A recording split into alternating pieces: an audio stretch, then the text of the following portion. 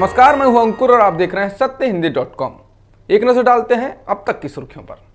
कृषि कानूनों के खिलाफ आंदोलन कर रहे किसानों और केंद्र सरकार के बीच बातचीत जारी है। समाचार एजेंसी एएनआई के अनुसार दिल्ली के विज्ञान भवन में बातचीत हो रही है। इसमें 32 किसान संगठनों के प्रतिनिधि बात करने पहुंचे हैं। केंद्र की ओर से केंद्रीय कृषि मंत्री नरेंद्र सिंह तोमर, केंद्रीय मंत्री पीयूष गोयल और सोम प्रकाश शामिल हैं। हरियाणा में बीजेपी सरकार में शामिल जेजेपी ने कहा है कि केंद्र सरकार को एमएसपी के मामले में किसानों को लिखित आश्वासन देने में कोई दिक्कत नहीं होनी चाहिए। हरियाणा और पंजाब के किसानों के विरोध प्रदर्शन के कारण हरियाणा सरकार में शामिल जेजेपी पर बहुत दबाव है। जेजेपी भी मूल रूप से किसानों की पार्टी है और जब किसानों का एक बड़ा हिस्सा केंद्र के 3 नए कृषि कानूनों का विरोध कर रहा है तो ऐसे में जेजेपी पर भी दबाव है। इसके अलावा हरियाणा में बीजेपी के सांसद भी दबाव में बताए जा रहे हैं क्योंकि उनका वोट बैंक भी किसान हैं। इससे पहले राजस्थान में बीजेपी की सहयोगी पार्टी आरएलपी ने साफ कह दिया है कि अगर किसानों की बात केंद्र सरकार नहीं मानेगी तो वो एनडीए से नाता तोड़ लेंगे। निर्दलीय विधायक सोमवीर सांगवान ने मनोहर लाल खट्टर के नेतृत्व वाली हरियाणा सरकार से अपना समर्थन वापस ले लिया है। चरखी दादरी में मौजूद सोमवीर ने कहा कि किसानों पर किए गए अत्याचारों के मद्देनजर मैं मौजूदा सरकार से अपना समर्थन वापस लेता हूं। कृषि कानूनों को लेकर जारी किसानों का विरोध प्रदर्शन अंतर्राष्ट्रीय सुर्खियां बटोर रहा है। कनाडा के प्रधानमंत्री जस्टिन ट्रूडो ने भारत में जारी इन प्रदर्शनों पर अपनी प्रतिक्रिया दी है और कहा है कि कनाडा हमेशा शांतिपूर्ण प्रदर्शन के अधिकारों का समर्थन करता है। उन्होंने गुरु नानक की 551वीं जयंती के अवसर पर एक ऑनलाइन कार्यक्रम में कहा कि भारत में किसानों के विरोध प्रदर्शन की खबर आ रही है। हम सभी लोग परिवार और अपने दोस्तों को लेकर चिंतित हैं। ये वास्तविकता है, लेकिन मैं आपको बता दूं कि कनाडा हमेशा शांतिपूर्वक विरोध प्रदर्शन करने के अधिकार का समर्थन करेगा। बता दें, इसके अलावा कनाडा से लेकर ब्रिटेन तक के सांसदों ने किसानों का समर्थन किया है। हालांकि शिवसेना नेता प्रियंका चतुर्वेदी ने ट्रूडो के बयान का समर्थन नहीं किया है और कहा है ये भारत का आंतरिक मामला है। भारत ने कनाडा के प्रधानमंत्री जस्टिन ट्रूडो के बयान पर प्रतिक्रिया देते हुए कहा है कि उनकी टिप्पणी अनुचित है, खासकर एक लोकतांत्रिक देश के आंतरिक मामलों में दखल देने के संबंध में।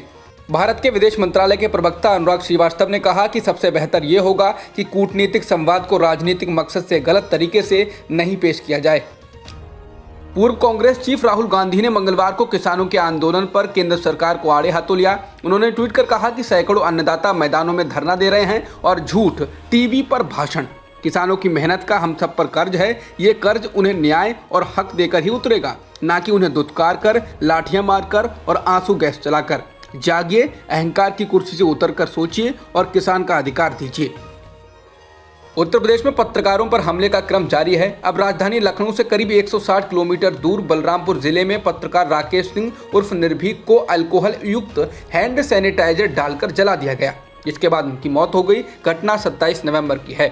पुलिस ने इस मामले में गांव के प्रधान सहित 3 लोगों को गिरफ्तार किया है। मृत्यु पूर्व बयान में पत्रकार ने अस्पताल में दिए बयान में बताया था कि वो स्थानीय ग्राम प्रधान और उसके बेटे के भ्रष्टाचार के खिलाफ लिख रहे थे।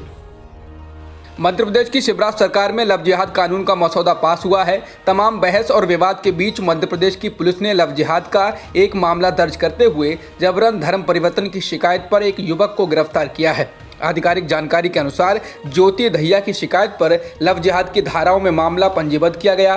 पुलिस ने ज्योति के पति इरशाद खान को शहडोल में गिरफ्तार किया है। ज्योति और इरशाद की शादी 2 साल पहले हुई थी। ज्योति का आरोप है कि शादी के बाद से ही उसे इस्लाम धर्म कबूल करने, उर्दू और अरबी सीखने के लिए पति इरशाद एवं उसके माता पिता दबाव डालने लगे थे।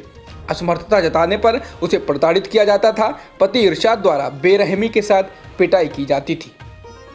बॉलीवुड अभिनेत्री उर्मिला मातोंडकर ने शिवसेना ज्वाइन कर ली है। वो साल 2019 में कांग्रेस की टिकट पर लोकसभा चुनाव लड़ी थी। 46 साल की उर्मिला ने सितंबर 2019 में कांग्रेस का साथ छोड़ दिया था। वो सिर्फ 5 महीने तक कांग्रेस में रही थी। उन्होंने उद्धव ठाकरे के आवास पर मंगलवार को शिवसेना की प्राथमिक सदस्यता ली। भारत में एक दिन में 31,000 से अधिक कोरोना संक्रमण के मामले दर्ज किए गए हैं और 482 लोगों की मौत हुई है। इसके साथ ही देश में कुल संक्रमितों का आंकड़ा 96,62,000 के पार हो गया है और मृतकों की संख्या 1,37,000 के पार हो गई है। फिलहाल एक्टिव मामले 4,35,000 के पार हो गए हैं। जॉन्स हॉपकिंस यूनिवर्सिटी के मुताबिक दुनिया में कोरोना संक्रमितों का आंकड़ा 6 करोड़ 33 लाख के पार हो गया है और मृतकों की संख्या 14,70,000 से ज्यादा हो गई है।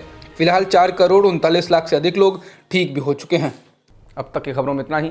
बाकी खबरों के लिए बने रहिए सत्यहिंदी.com के साथ।